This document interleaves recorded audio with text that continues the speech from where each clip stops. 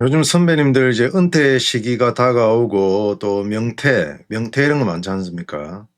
그렇게 이제 갑자기 직장을 이제 잃고 나셔가지고 굉장히 위기감이 오실 겁니다. 저도 이제 직장 다니다가 막 이렇게 직장 그만두고 생활하니까 굉장히 저도 많이 힘든 상황을 겪었죠. 예, 지금도 뭐 적응이 어느 정도 됐어요, 저는. 자, 오늘 방송은 선배님들을 위한 방송입니다. 저보다 이제 한 대여섯 살 많으신 선배님들, 형님들 위한 방송입니다. 얼마를 더 벌어야 될까요? 네. 그럼 좀 앞이 좀 막히시죠? 기존에 벌어놓았던 이제 소득이 있으실 거 아닙니까? 예, 거기서 추가로 어느 정도 내가 이제 은퇴를 했기 때문에 추가로 어느 정도 더 벌어야 될지 요거 한번 알아보도록 하겠습니다. 그리고 보너스로 이제 선배님들 적성 검사 한번 해드릴게요. 적성 검사. 자, 이 그래프를 한번 보십시오. 이거 제가 만든 그래프인데 이거 보면 참 위기감 느낍니다. 맞죠? 소득이 붕괴돼. 은퇴하면 소득이 붕괴되지 않습니까? 퇴직을 하면서. 이때가 가장 지금 엄청난 이제 시련과 고민이 생기는 때죠. 그래서 답은 재취업입니다. 맞죠? 재취업을 해야 됩니다. 그럼 재취업을 하시려면 이제 내 적성이 어떤 적성 맞는지. 왜냐하면 똑같은 일을 하실 수가 없을 거예요. 재취업을 하시게 되면. 현재 기존에 하셨던 일을 그대로 유지하실 수 없을 거란 말입니다. 그러면 퇴직을 안 시켰겠죠. 맞죠? 예. 자, 젊은 사람들이 치고 나가니까 예, 젊은 사람들이 좀 안 하는 그런 일을 하셔야 되겠죠. 맞죠? 몸도 좀 쓰셔야 되고. 근데 몸을 또 못 쓰시면은 또 적성에 맞게끔 또 일을 구하실 수 있는 방법 또 알려드리겠습니다. 가보도록 하겠습니다. Let's go. 자, 실물 경제 상태 국가 데이터처에서 출처했고요. 자, 근로자 가구 48.6세까지는 근로자 가구입니다. 맞죠? 근데 59.9세대 평균입니다. 근로자에서 이제 은퇴하시고 근로자 외 가구가 많이 되시죠. 보통은 이제 근로소득으로 이제 돈을 버셨는데 이제 근로자 외 가구가 되시면은 근로소득보다는 사업소득. 은퇴하시고 보통 이제 뭐 자영업을 하신다는 거지. 자영업 제일 많이 하는 게 뭡니까? 요즘 카페 많이 차리죠. 맞죠? 저는 그 베스킨라빈스 하는 분도 봤어요. 베스킨라빈스 엄청 괜찮던데 그런 거는. 근데 그거는 이제 좀 돈이 좀 많이 들라나.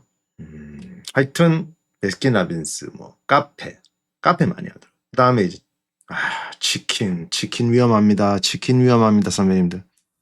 너무 많아 치킨. 그리고 치킨은 그 배달비를 많이 떼가잖아요. 그리고 그 프랜차이즈 본사에서 그 재료값 많이 떼갑니다. 그래가지고 실제 제가 물어보니까 제가 배달을 하지 않습니까? 물어보니까 치킨 23,000원짜리 이런 거 한 마리 팔면은 배달 회사에서 배달비 떼가죠. 그리고 프랜차이즈 본사에서 재료비 다 떼가죠. 가맹점비 떼가죠. 뭐 떼가죠. 하면은 실제 2,000원 남다. 2,000원.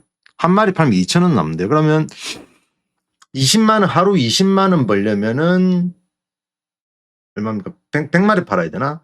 근데 100마리 팔고 그것도 또 월세 줘야 되잖아. 네, 월세 줘야 됩니다. 그러면은 월세가 보통 한 200만 원씩 한다고 맞죠? 그러면 하루 계산하면 얼마입니까? 7만 원이잖아. 7만 원. 7만 원 돈이죠. 맞죠? 하루. 그러면 20만 원 7만 원 빼면 13만 원.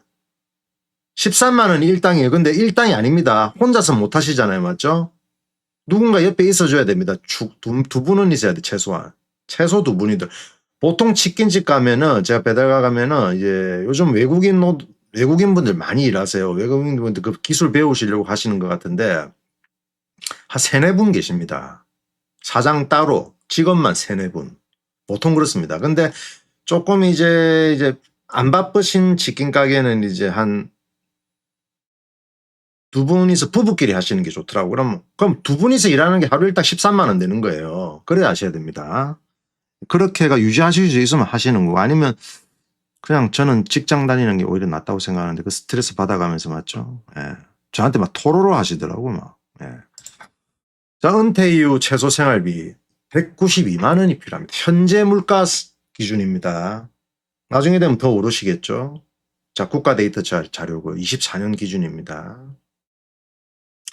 식료품비, 주거비 제일 많이 나갑니다. 맞죠? 그리고 의료비도 지출이 꽤 될 겁니다. 이제 나이가 드시면서 의료비 꽤 나갈 겁니다. 의료비만 나가는 게 아니고 여기에는 뭐 다른 것도 포함이 되겠죠. 맞죠? 보건의료비니까. 예, 여러 가지 건강에 대한, 그다음에 이제 교통비, 뭐 음식, 외식, 통신비, 뭐 이렇게 기타는 뭐 이제 간식비겠죠. 뭐 간식이라든지 뭐 또 한 번씩 경조사비. 하여튼 여기 데이터입니다. 제가 만든 거 아닙니다. 192만 원 최소 들어갑니다. 이렇게 최소. 그 식료품비 44만 원 갖고 되겠습니까? 이거는 외식비가 아니잖아. 외식비가 아닙니다. 이거는 그냥 시장 마켓 가서 재료만 사는 겁니다. 맞죠? 재료만 사는데 44만 원이 들어가는 더 드실 것 같은데 나는 이거. 하여튼 최소 생활비 192만 원. 근데 은퇴하시면은 현재 좀 이제 재취업 하시기 전까지 뭔가 좀 이제 그 공백 기간 재취업이 바로 되면 되는데 바로 안 되지 않습니까? 또 교육도 다시 받아야 되고. 그럼 그 기간 동안 뭘 많이 하시냐면 보통 저처럼 배달 많이 하시더라고요. 맞죠?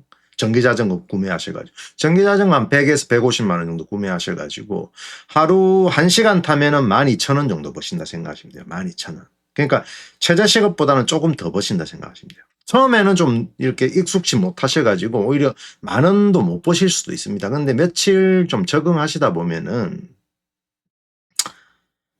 평균 10,000원에서 12,000원은 제가 좀 초보라도 그 정도는 보실 수 있다고 생각합니다. 저 같은 경우는 조금 숙달에 내가 조금 더 벌 때도 있습니다. 예. 빠르게 해버리거든요. 예. 그래서 또 콜도 지혜롭게 받는 거죠. 좀 필요 없는 똥콜은 제가 또 거절하는 또 그런 또 노하우도 생겨가지고 예, 그렇게 되는 거예요. 원래 모든 일은 하다 보면 경력이 쌓이는 거지 않습니까? 맞죠? 선배님들? 네, 그렇습니다. 자, 이렇습니다. 지금 현재. 자, 실제 50대 퇴직하면 이제 소득이 붕괴되죠. 그러면 이제 재취업으로 복구하는 방법밖에 없습니다. 맞죠? 근로소득 65만 원. 이거는 뭐 이제 제가 조금 전에 말씀드렸듯이 배달로 어느 정도 뭐 하루 3-4시간 해가지고 이 정도 수입을 얻으실 수 있다. 요런 계산으로 이제 뭐 한 것 같은데 하여튼 소비는 258만 원이 들어가더라. 평균 가구. 자, 근데 생존수는 192만 원이다. 통계로 입증이 됐죠. 192만 원을 만들어야 됩니다. 자, 어떻게 만드시느냐? 재취업을 하셔야 되겠죠. 요것도 이제 통계청에서 나온 자료입니다. 대충 요런 식으로 월 소득이 주어진답니다. 크게는 많이 안 주어지는 것 같아요. 조금 몸을 쓰는 직종이 조금 더 페이가 많습니다. 맞죠? 예. 단순 사무라도 조금 높네요. 이거는. 경비 부분이 이렇게 낮았나? 이거 경비가 이렇게 낮았는지 난 몰랐네. 하여튼 보통 이제 선배님들 많이 하시는 게 지금 경비, 이제 건물에 경비 많이 쓰시더라고요. 저는 경비 아주 괜찮은 직업이라고 생각합니다. 예. 혼자 하시는 게 아니에요. 또 큰 건물 관리는 여러 분이 같이 하시기 때문에 서로 소통도 하고 이렇게 외롭지 않습니다. 재밌습니다.